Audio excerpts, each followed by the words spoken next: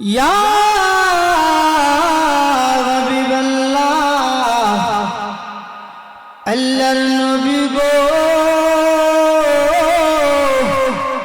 আপনার সাহাবায়ে কেরাম মারামারি করে এমন কি গো নবী আপনার সাহাবী সাদ ইবনে আবু ওয়াক্কাসকে রক্তাক্ত করে ফেলেছে।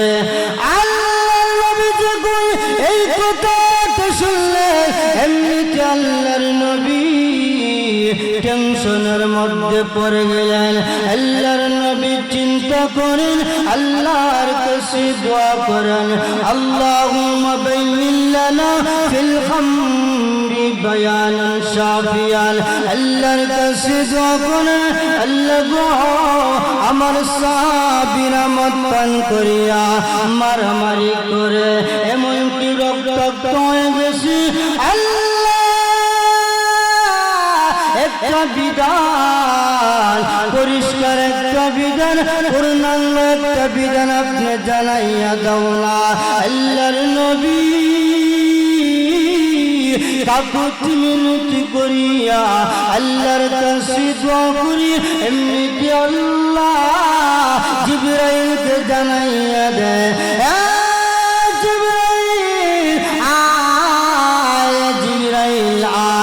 আল্লাহ রাব্বুল আলামিন জিবরাইলকে জানাইয়া দি, ওরে জিবরাইল যাও আমার হাবিবের কাছে, আমার হাবিবের কাছে গিয়া ওই মদ এবং জুয়া সম্পর্কে আমার হাবিবের কাছে একটা পূর্ণাঙ্গ বিধান নাযিল করিয়া দাও।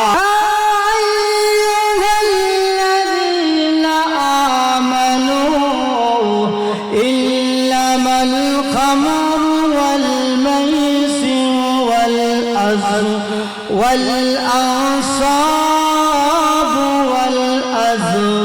والأزلام رجس من عمل الشيطان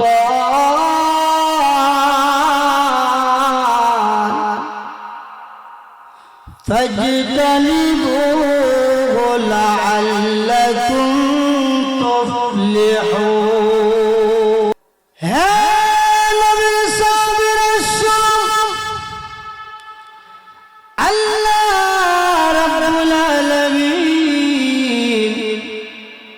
ওই মদ সম্পর্কে আল্লাহ পূর্ণাঙ্গ বিধান নাযিল করে দিয়েছেন।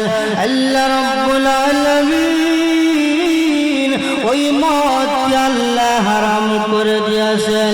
এই সংবাদটা যখন আল্লাহর নবীর সাহাবায়ে কানের মধ্যে বলল, কিতাবের মধ্যে উল্লেখ করে আল্লাহর নবীর সাহাবীরা বাজারের মধ্যে যখন মদ পান করতেছে, যখন নাকি ওই আওয়াজটা সাহাবায়ে কেরামের কানের মধ্যে পৌঁছে গেল, এমনিতে সাহাবায়ে কেরাম ওই মদগুলো জমিনের মধ্যে ওই মদগুলো ফেলে দিলেন। সুবহান। এই মদগুলো কি করলেন? ফেলে দিলে। নবীর এক সাহাবী, নাম বলবো না, নবীর এক সাহাবী সিরিয়ার মধ্যে গেছে, প্রায় 2 কোটি টাকা মদ খরিদ করে আনছেন।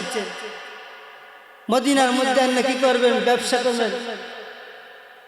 যখন নাকি আয়াত নাজিল হয়েছে, ওই ব্যক্তি যখন সিরিয়া থেকে 2 কোটি টাকার মদ নিয়ে মদিনার দিকে রওনা দিয়েছে, এমনিতে মদিনাতে পৌঁছতে পারে না, এমনিতে ওই সাহাবীর কানের মধ্যে গেছে আওয়াজ যে আল্লাহ তো মদকে হারাম করে দিয়েছে, মদকে আল্লাহ হারাম করে দিয়েছে।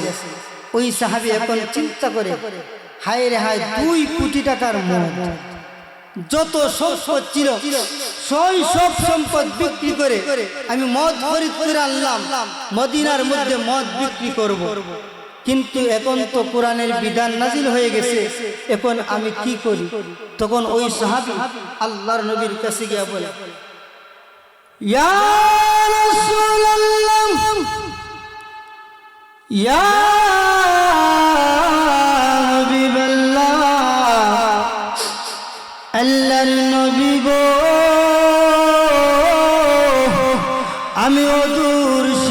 থেকে গনবে 2 কোটি টাকার মদ আমি খরিদ করে আনলাম, ওই মদগুলো আমি বিক্রি করব। ইয়া রাসূলুল্লাহ, ইয়া হাবিবাল্লাহ, আল্লাহর নবী গো, এখন আমি শুনতে পাইলাম গনবে ওই মদের ব্যাপারে নাকি আল্লাহ হারাম করে দিয়েছে গনবে। ইয়া রাসূলুল্লাহ, ইয়া হাবিবাল্লাহ, আমি এখন কি করব গনবী, এই মদগুলো কি করব? আল্লাহর নবী সাহাবীকে ডাক দিয়ে বললেন, ও আমার সাহাবী শুনো, ওই যে মদগুলো তুমি এনেছো, ওই মদগুলো তুমি জমিনের মধ্যে ফেলে দাও। সুবহানাল্লাহ। যেই মদগুলো আনছো সেগুলো কি করো, জমিনের মধ্যে ফেলে দাও। আমরা হইলে কি যুক্তি দিতাম, আমরা হইলে কি করতাম? যদি মুফতি সাহেব গিয়া বলতেন যে মদ আনছো, মদগুলো ফালাও, তাহলে মুফতি সাহেবরে কি করতাম, অনেক অনেক যুক্তি দিতাম। কিন্তু সাহাবী, রাসূলের আতে বড় সাহাবী, এই সাহাবী কোনো যুক্তি দেয় না, কোনো তর্ক করে না। কারণ আল্লাহর নবী বলেছেন মদ পালানোর জন্য সঙ্গে সঙ্গে সাহাবী কি করেছে, মদ ওই জমিনের মধ্যে ফেলে দিয়েছে। এমনকি মদিনার মধ্যে অলিতে গলিতে মদের বন্যা হয়ে গেছে। সুবহানাল্লাহ। এই যে মদ, এই মদ আল্লাহ কি করেছেন, আমাদের উপর আল্লাহ হারাম করে দিয়েছে। অনেক সময় আমরা কি করি, অনেক সময় নানান ভাবে আমরা কি করি, মদকে হারাম হালাল করার জন্য অনেক অনেক বুদ্ধিজীবীরা, অনেক জ্ঞানীরা কি করে, চেষ্টা করতেছে, নানান নাম দিতেছে, বিয়ার নাম দিয়ে, বিয়ার নাম দিয়া বলে হালাল করার জন্য। অথচ আমার আল্লাহ পরিষ্কার কোরআনের মধ্যে কি করেছেন, মদকে আল্লাহ হারাম করে দিয়েছেন। শুধু মদ নয়, একটা কথা বলতে গিয়ে আল্লাহ কয়েকটা জিনিসকে কি করেছেন, আল্লাহ হারাম করে দিয়েছেন। 1 নম্বর হইল মদকে আল্লাহ হারাম করে দিয়েছেন। 2 নম্বর হইল জুয়াকে আল্লাহ হারাম করে দিয়েছেন। 3 নম্বর হইল আল্লাহ মূর্তিকে হারাম করে দিয়েছেন। 4 নম্বর হইল আল্লাহ তীর কি করেছেন, আল্লাহ হারাম করে দিয়েছেন। সুবহানাল্লাহ। যাই হোক, এই মদ হারাম, এটাকে আল্লাহ হারাম করে দিয়েছেন। আজকে আপনার আমার সমাজের মধ্যে অনেক যুবক ভাইরা আজকে অধঃপতন হচ্ছে, অনেক যুবক আমার ধ্বংস হয়ে যাচ্ছে, আমার অনেক কলিজার টুকরা যুবক ভাইরা ধ্বংস হয়ে যাচ্ছে। এই ধ্বংস হওয়ার একমাত্র একটাই কারণ হলো মদ এবং জুয়ার সঙ্গে জড়িত থাকার কারণে আজকে আমার যুবকরা ধ্বংস হয়ে যাচ্ছে। ঠিক না বেটে? আমি আপনাদেরকে একটা প্রশ্ন করি, আমি তো জানি এই আমতল গ্রামের মানুষ খুব ধার্মিক, খুব আল্লাহওয়ালা মানুষ, কারণ তার প্রমাণ আমার কাছে আছে। যাই হোক, আপনাদের এলাকায় কোন মদপুর আছে? কথা বললাম, কোন মদপুর আছে? গাঞ্জাপুর আছে, জোয়ারি আছে, এগুলো কি আমরা বন্ধ করতে চাই না? কথা বলে বন্ধ করতে চাই কি চাই না? বন্ধ করতে যদি হয় তাহলে আমার যুব সমাজকে আপনার বুঝাইতে হবে। আজকে অনেক যুবক ভাইরা মদের মধ্যে জড়িত আছে, অনেক যুবক ভাইরা মদের ব্যবসা করে, অনেক যুবকরা জোয়ার মধ্যে জড়িত আছে। ঠিক না বেরে? দেখবেন মদ খায়, নানান ভাবে মদ খায়, কেউ বোতল খায়, কেউ কি খায়, কেউ কি খায়, কথা বলেন, কেউ কি খায়, বোতল খায়। আবার কেউ দেখা যায় এমনও পলিথিন আছে না, পলিথিন ব্যাগ, এই ব্যাগকে কি করে মুখের মধ্যে লাগায় দেয়, এই বেগের দ্বারা কি করে সে মদ পান করে। মদ পান করলে জ্ঞান বুদ্ধি কি হয়ে যায়, বিনষ্ট হয়ে যায়। মদ হইল সবচেয়ে, মদ হইল সকল গুনার হইল জননী হইল কি মদ, জননী হইল কি মদ।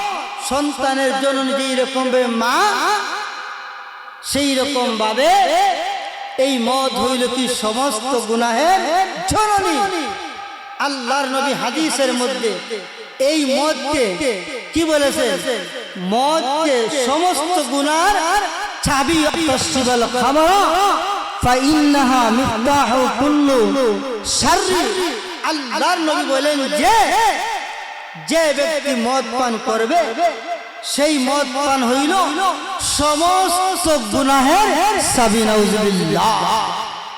এই মদ পান করলে অনেক গুনার মধ্যে কি হয়, মানুষ জড়িত হয়। যখন দেখবেন যুবক ভাই মদ খায়, যখন মদর টেকা পায় না, তখন যুবক ভাই কি করে, বাবার কাছে গিয়ে বলে বাবা টাকা দাও, টাকা দাও। যখন বাবা টাকা দেয় না, তখন কি করে, এই মদের নেশায়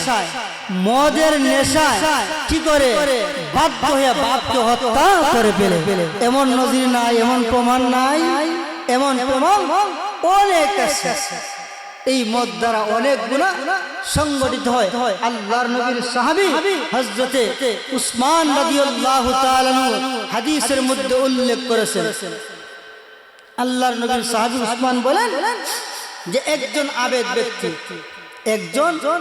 ব্যক্তি, খুব আল্লাহওয়ালা মানুষ, ওই মানুষটাকে একজন বেশ্যা মহিলা ওনাকে নষ্ট করার জন্য কি করলো, ওই মহিলা তার দাসীকে বলল যাও তুমি ওই আবিদের কাছে যাও, ওই আবিদকে গিয়ে আনো, ওই আবিদ যেন একটা সাক্ষী দেওয়ার জন্য ওই আবিদকে নিয়ে আনো।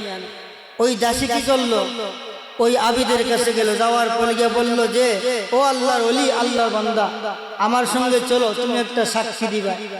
তখন আল্লাহর বান্দা আবিদ ব্যক্তি কি করলেন, ওই দাসীর সঙ্গে গেলেন। যাওয়ার পরে যখন দরজা খুলে ঢুকলেন, তখন দেখা যায় ওই দাসী পিছনে তাকিয়া দরজাটা পর্যন্ত, যেই দরজা দিয়ে ঢুকেন সেই দরজাটা বন্ধ করে দেন। এইরকম ভাবে ঢুকতেছেন দরজাগুলো বন্ধ করতেছে। এক পর্যায়ে আল্লাহর বান্দা আবিদ ব্যক্তি তাকায় দেখেন যে একটা যুবক বাচ্চা কি করছে, বেঁধে রাখছে, একটা যুবক বাচ্চাকে বান্ধিয়ে রাখার পরে এখানে কি করলো, মদের পেয়ালা। দেখেন, একটু বুঝেন যে মদ খাইলে কেমন পরিমাণ গুনাহ সংগঠিত হয়।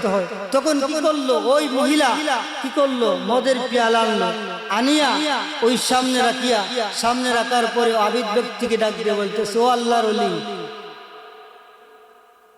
ওইলে তুমি মদ পান করো, নাইলে তুমি ওই যুবককে হত্যা করো, নাইলে তুমি আমার সঙ্গে করো জিনার কাজ লিপ্ত। নাউজুবিল্লাহ।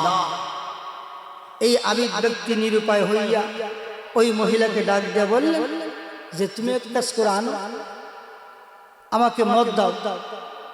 তখন আল্লাহর বান্দা মদ পান করলে, যখন একটা মদ পান করে এক পেয়ালা পান করছে, এমনিতে আল্লাহর বান্দা আবিদ ব্যক্তি ওই মহিলাকে ডাক দিয়ে বলতে, হ্যাঁ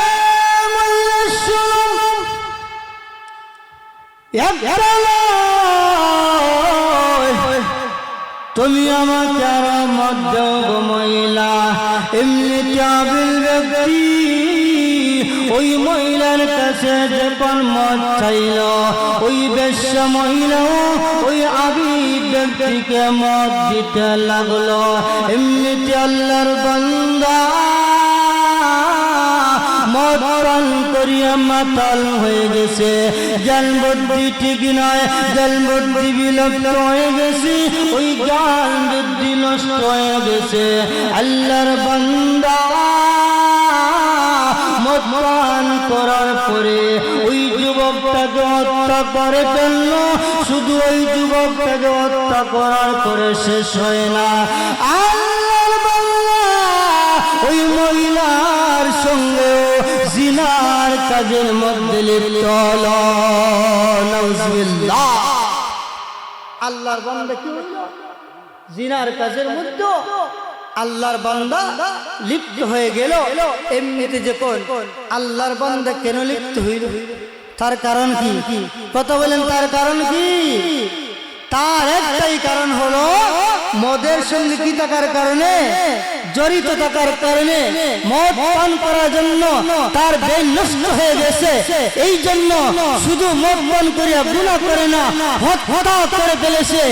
এমনকি ওই মহিলার সঙ্গে সে জিনার কাজের মধ্যে লিপ্ত হয়েছে। নাউজুবিল্লাহ।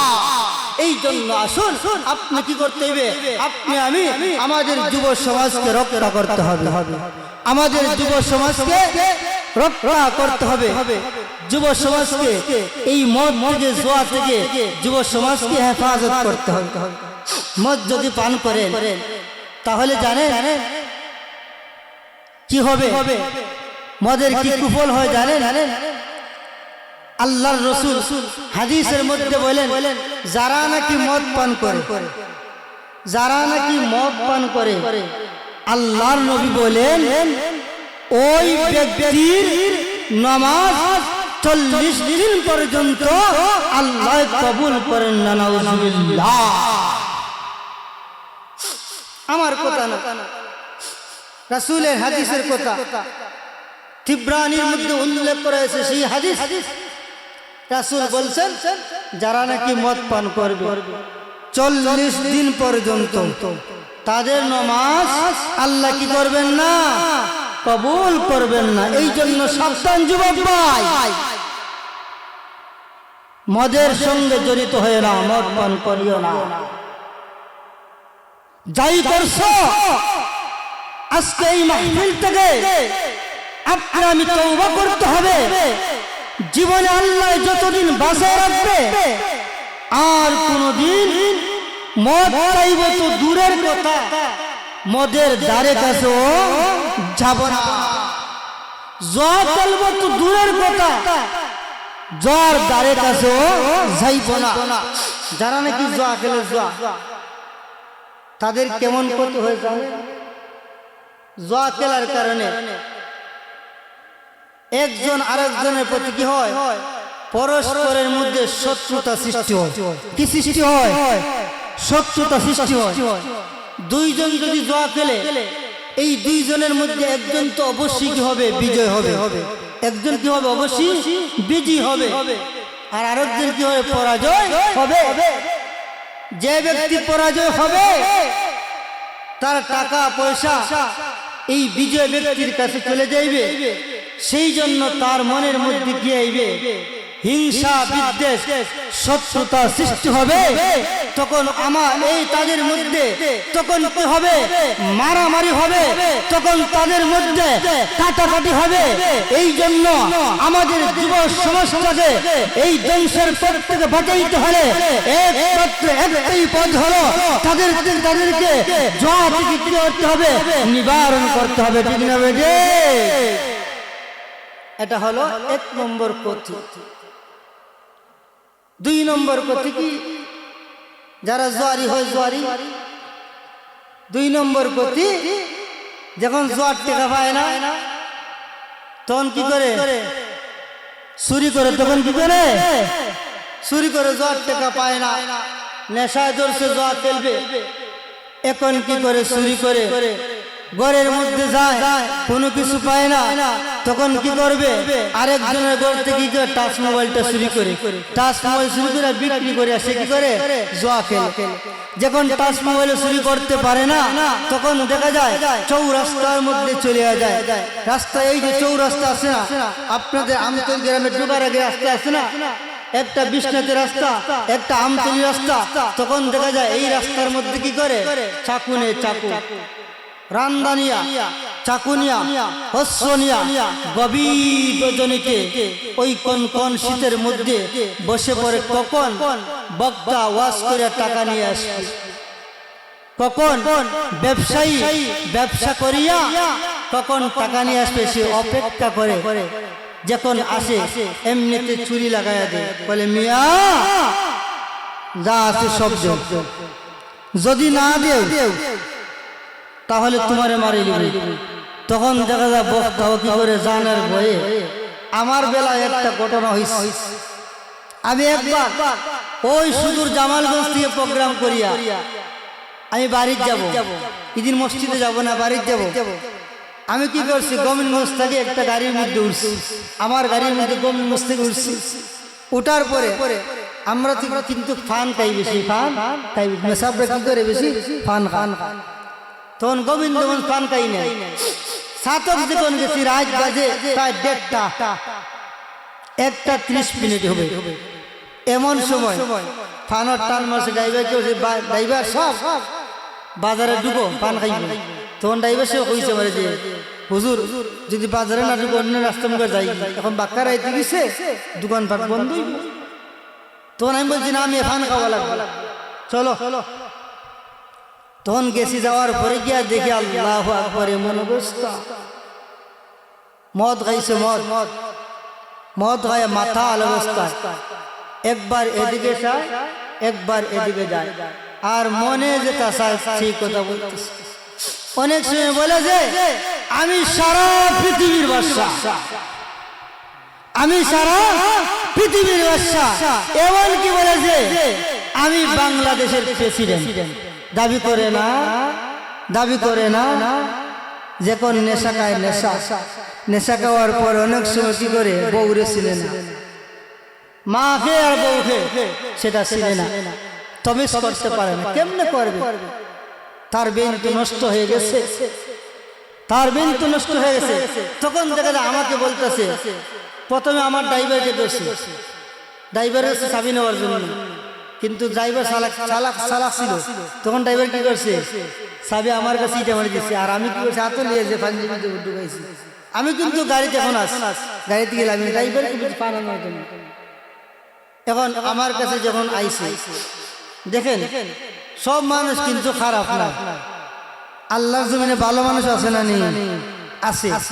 এক ভাই মৎস্য ব্যবসায়ী, মাছ বিক্রি করতেছে, যখন দেখলো ড্রাইভারে ধরছে, কোনো কথা বলে না, যখন দেখলো যে আমার পাঞ্জাবির মধ্যে ধরছে, আয়া 2 রকম দিলাম যা আছে শব্দ, তখন এক মৎস্য ব্যবসায়ী ভাই কি করলো, এই মাছ কাটার জন্য দা আছে না, যা এই দা লিয়ে বলতেছে যে প্রথমে তোমাকে কোনো কথা বলি না, ড্রাইভারকে ধরছো, কোনো কথা বলি না, যখন তুমি নবীর একজন ওয়ারিসকে ধরেছো, তখন আমি বরদাস্ত করতে পারি না। তখন সঙ্গে সঙ্গে কি করছে, সে প্রতিবাদ জানিয়েছে। তার প্রতিবাদের কারণে আমার কি করছে, আমারও। যাই হোক, এই ঘটনা কেন ঘটলো, এই জিনিস কেন করলো, একমাত্র কারণ হইল সে কি করছে, মদ খাইছে। এখন তার টাকার প্রয়োজন, আর মদ পাইবে। এমনিতে যে কোন জুয়ারিরা টাকা পায় না জুয়া খেলার জন্য, তখন চৌরাস্তার মধ্যে কি করে ডাকাতি পর্যন্ত করে, চুরি করে, রাহাজানি করে, অন্যের মাল আত্মসাৎ পর্যন্ত করে, ঠিক না বেটে? এই জন্য আমার যুব সমাজকে রক্ষা করতে হবে, যুব সমাজকে এই সমস্ত জিনিস থেকে বাঁচাইতে চান, চুরি থেকে ডাকাতি থেকে হেফাজত করতে চান, তার একমাত্র কারণ হইল তাকে জুয়ারি থেকে কি করতে হবে, হেফাজত করতে হবে। এই গেল 2 নম্বর কুফল।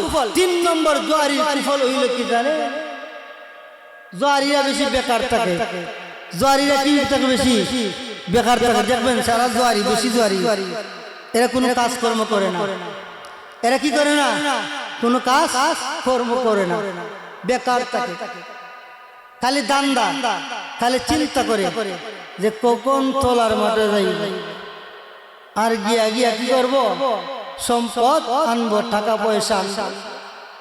বেকারত্ব বাবের বাড়ে, যখন বেকারত্ব বাড়ে তখন তার দ্বারা অনেক গুণ সংগঠিত হয়ে যায়।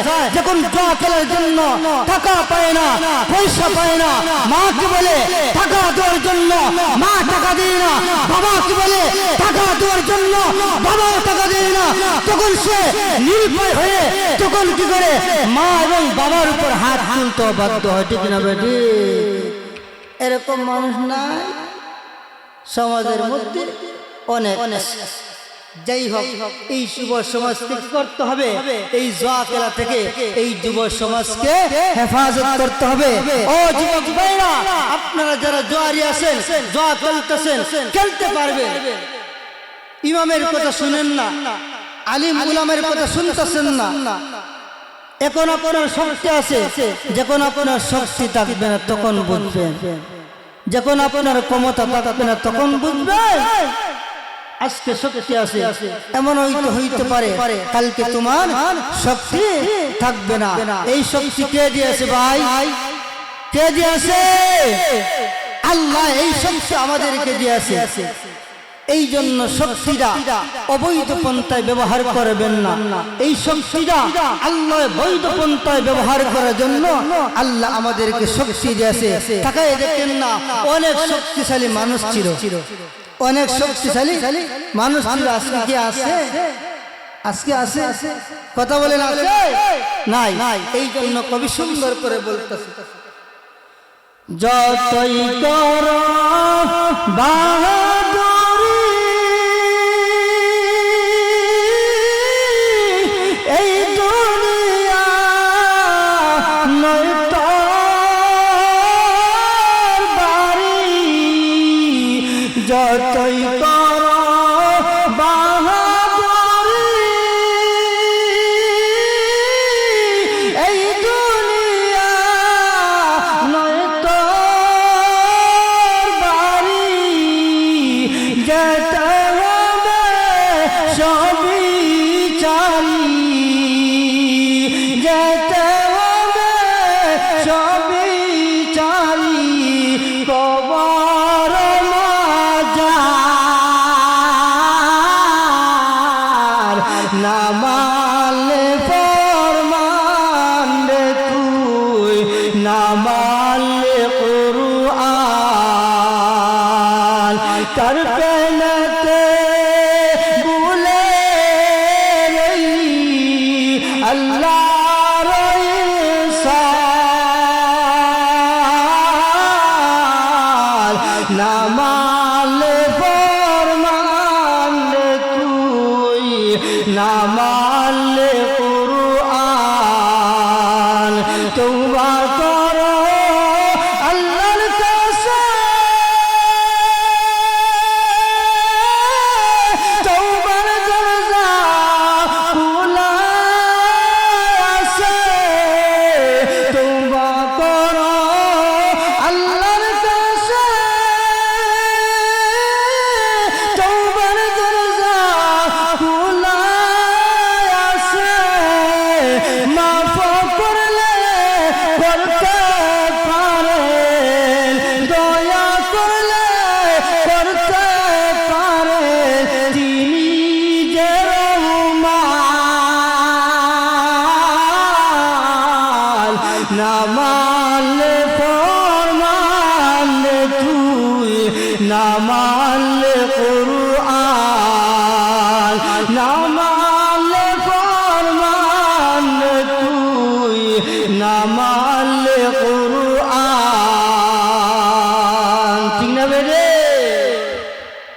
এই জন্য ভাই আজকে শক্তি আছে, শক্তি দেখাইতেছ, বলতেছ আমি কাইমু, তুমি কি করবা? কত আজকে করো, কিন্তু এমন একদিন আসবে আপনি আফসোস করবেন, আপনি কাঁদবেন, তখন এই আফসোস আপনার কাজে লাগবে না, তখন এই কান্না আপনার কাজে লাগবে না।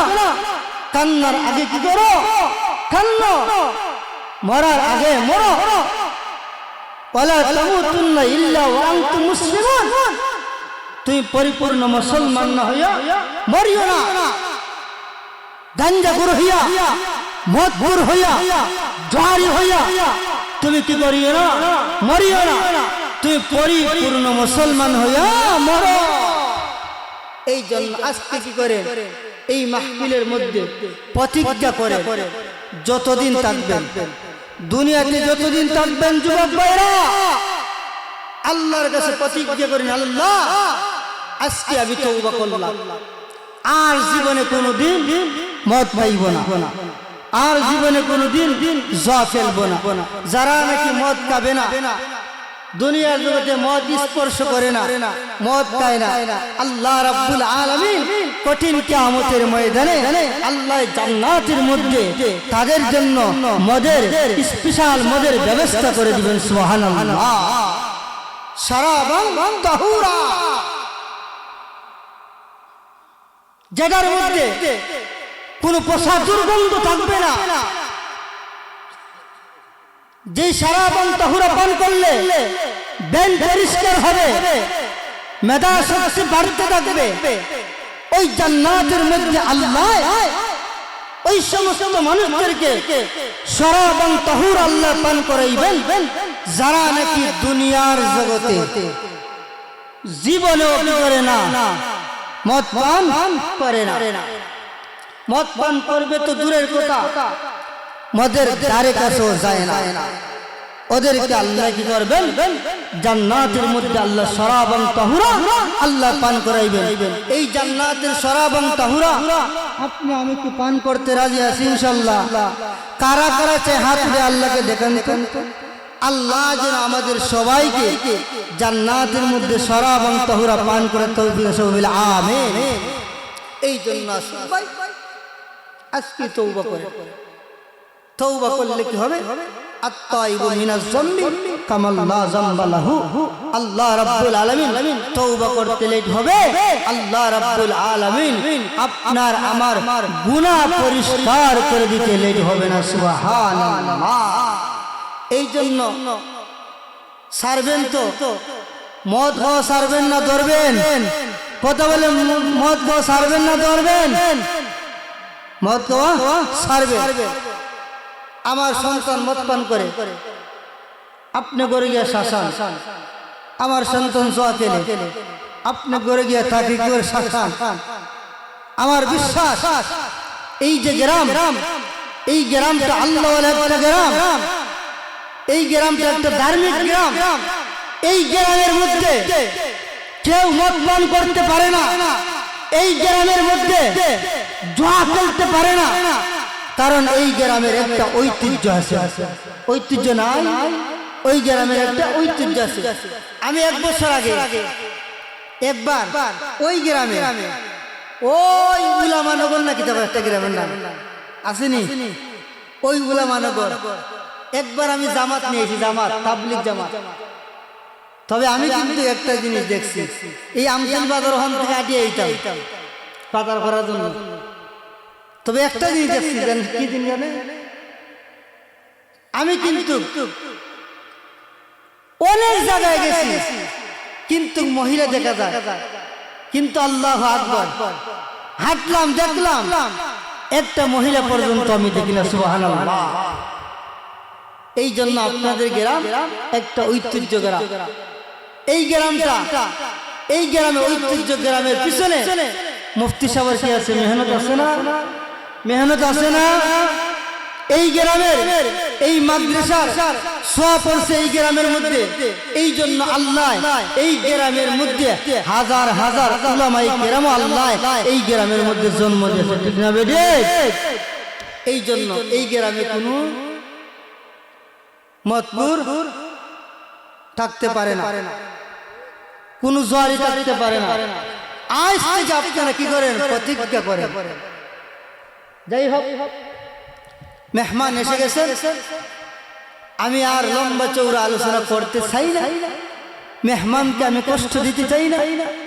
যেই কথাগুলো বললাম, এই কথাগুলো বলতে গিয়ে অনেক ত্রুটি বিচ্যুতি হয়েছে। আমি উলামায়ে কেরামের কাছে মাফ চাই। আমি নতুন মানুষ।